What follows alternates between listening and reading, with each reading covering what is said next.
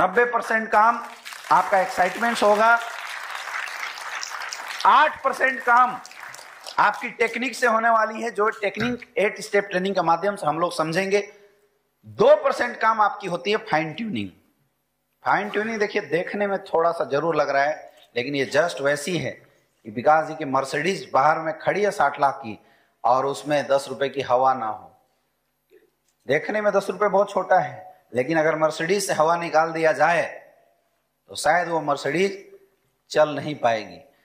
Fine tuning किसके साथ बनाना है? आपका अपलाइन के साथ कैसा बिहेवियर है। 2% बिजनेस उससे निकलता है। आपको अपने अपलाइन के साथ एक अच्छी ट्यूनिंग बना के रखनी है। आपका इस धंधे में अगर कोई भी अच्छा कर सकता है, कोई भी अगर आपका कल्याण कर सकता है, तो वो एक ही इंसान है, वो है आपका अपलाइन। अपने अपलाइन को प्रमोट करना सीखिए। आप कभी भी प्लान के लिए मार्केट में जाते हैं, अपलाइन की रिकमेंडेशन अच्छी होनी चाहिए। कुछ लोग गेस्ट की रिकमेंडेशन करते हैं, अपलाइन को लेके जाते हैं, सर देखिए ये है हमारे ग्रेट डॉक्टर साहब, और सर अगर ये आपसे मिल लेंगे आपका धंधा बहुत अच्छा हो जाएगा। प्रमोशन किसका करना है? अपलाइन का। फाइन ट्यूनिंग और अच्छा कैसे बना सकते हैं?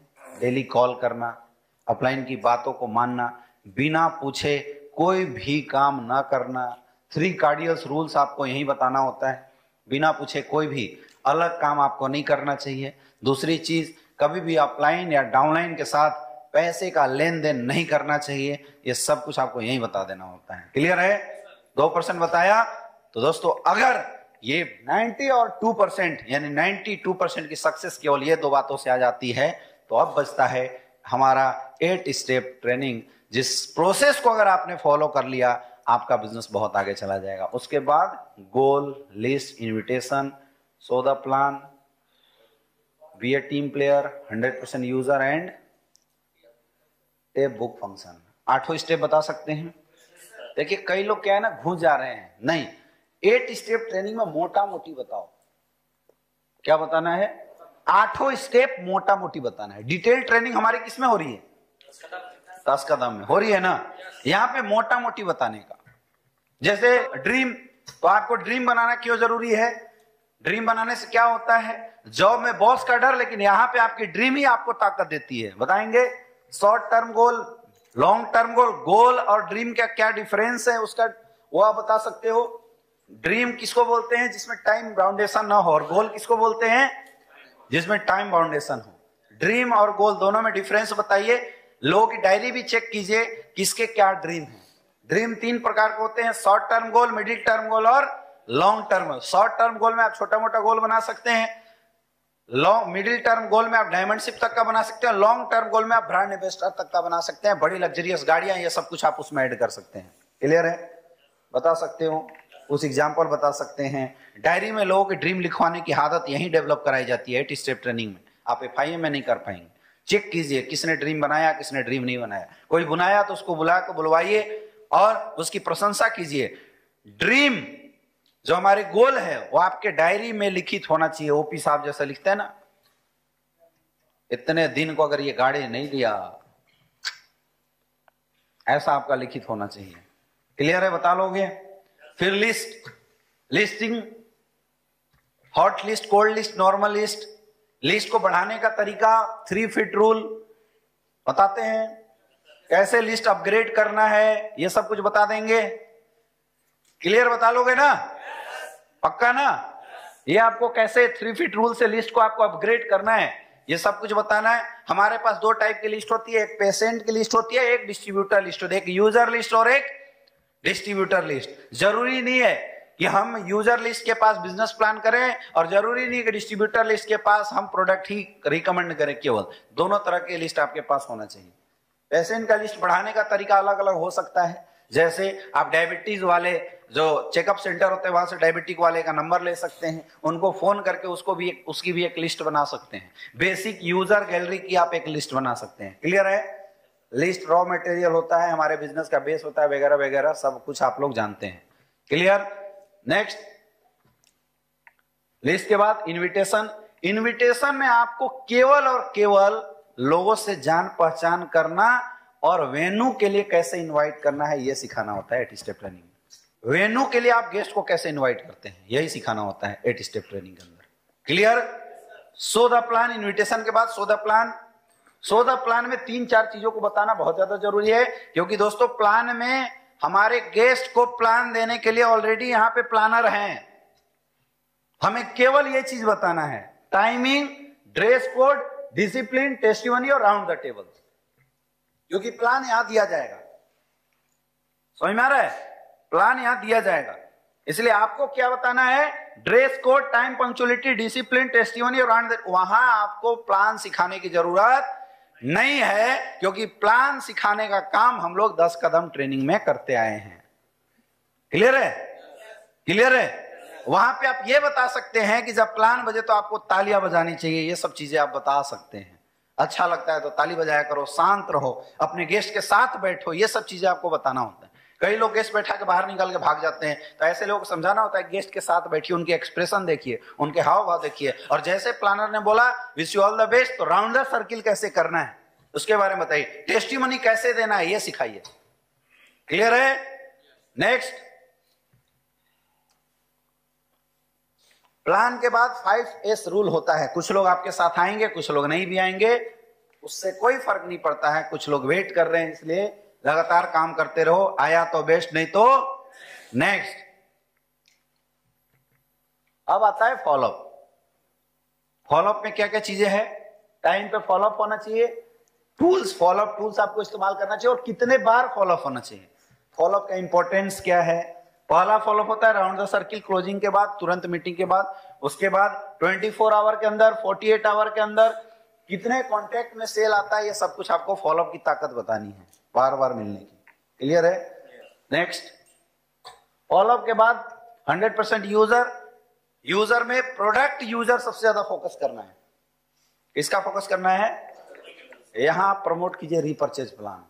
आप मुझे बताइए, रीपर्चेज कराना आसान है या ज्वाइनिंग निकालना? क्योंकि रीपर्चेज किससे करवाया जाता है? टीम से, जो ज्वाइन है। और रीपर्चेज में कौन से प्रोडक्ट मंगाए जाते हैं? यूजफुल प्रोडक्ट, जो खा पी के वो खुश रहेगा। यस या नो? रीपर्चेज अगर आपकी टीम में नहीं हो रही, इसका मतलब आपकी टीम की डेथ रेशियो कमजोर है, ज्यादा है डेथ रेशियो। टीम अगर रीपर्चेज नहीं कर रहा है सर, रवि सर, इसका मतलब टीम कमजोर है। कम से कम अपने घर में यूज होने वाला पेस्ट, चाय, शैम्पू, ऑयल, ये सब तो हमारे रीपर्चेज में जाने चाहिए। रीपर्चेज ना प्लान को प्रमोट कीजिए, क्योंकि बाइनरी से आता है 1000 रुपया, रीपर्चेज से सीधे आता है 1500। बाइनरी से मैक्सिमम जाओगे आप 1.5 लाख पे, लेकिन रीपर्चेज जाओगे 3 लाख पे। रीपर्चेज जो है ना, वो बहुत बड़ी इनकम है, जिसको आप लोग प्रमोट कीजिए। बिजनेस जो है ना डायरेक्ट सेलिंग, वो एक्चुअल तो प्रोडक्ट बेस ही बिजनेस है। आज न्यूज में आया ना कि कोई इन्वेस्टमेंट प्लान की कंपनी थी, 16 करोड़ का नुकसान गया, कोई सुसाइड कर लिया, बच्चे को, बीवी को, सबको गोली मार दिया। ये हस्र होता है इन्वेस्टमेंट वालों का। बाइक बोट और फलना बोट, फलना मेकर, ढेकना मेकर, जितने आए ना, ये सब का हस्र लास्ट में यही होने वाला है, पब्लिक दबाव की वजह से। आ रहा है ना न्यूज। ये बात तो 100% सत्य है कि बिजनेस है वो प्रोडक्ट, सही प्रोडक्ट का बिजनेस है, लेकिन आपको अपने प्रोडक्ट को मार्केट में मोमेंटम कराना पड़ेगा। कई लोग, मुझे पता है कि अभी भी अपॉर्चुनिटी बेच रहे हैं। अपॉर्चुनिटी देखिए, डिपेंड करता है आपके ऊपर। बिजनेस जो है ना, प्रोडक्ट की ताकत है हमारे पास। लोग प्रोडक्ट को प्रमोट नहीं कर रहे हैं, लोग अभी भी अपॉर्चुनिटी बेचने में लगे हुए हैं। आप अपॉर्चुनिटी की मोमेंटम किसी के यहां एक बार ला सकते हैं, लेकिन प्रोडक्ट की मोमेंटम बार बार लाई जा सकती है। आप लोग खुद बताइए यार, हमारे प्रोडक्ट यूजफुल है या नहीं है? हमारे प्रोडक्ट मार्केट में यूज होकर रिजल्ट दे रहे हैं, नहीं दे रहे हैं? हमारे कुछ प्रोडक्ट डेली यूज लायक है या नहीं है? तो हम अपनी टीम में, अपने लोगों में रीपर्चेज प्रमोट क्यों नहीं कर रहे हैं?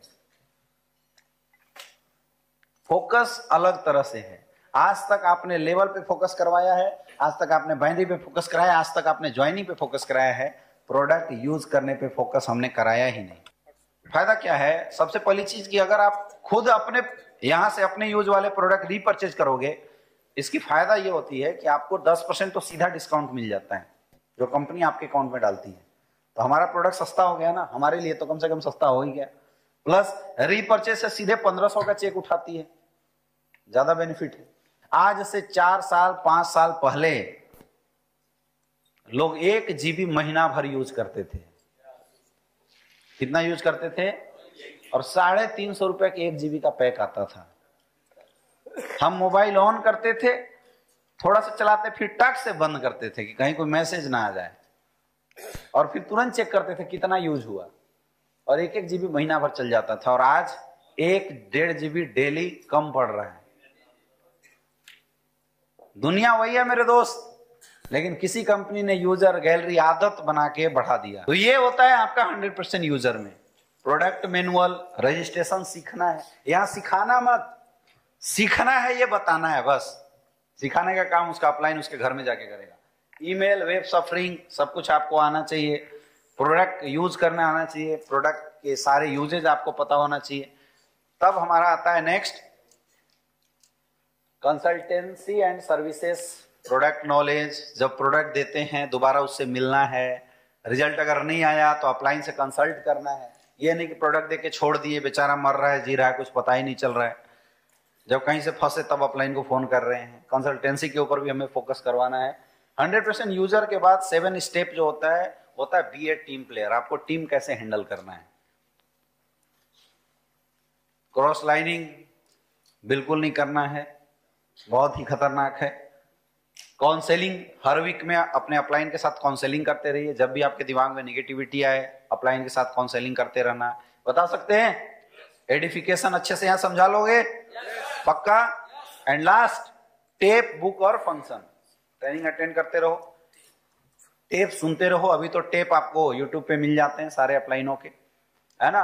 बुक्स पढ़ते रहिए, बहुत सारे रिकमेंडेड बुक्स होती हैं, उसको आप लोगों को पढ़ते रहना चाहिए। जैसे आप लोग इस लेवल पे बड़ी सोच का बड़ा जादू किताब बहुत अति आवश्यक है। मैं आप सबको प्रमोट करना चाहूंगा कि आप लोग बड़ी सोच का बड़ा जादू किताब जरूर पढ़ें, क्योंकि अभी इसकी सबसे ज्यादा जरूरत हमें पढ़ने वाली है ना।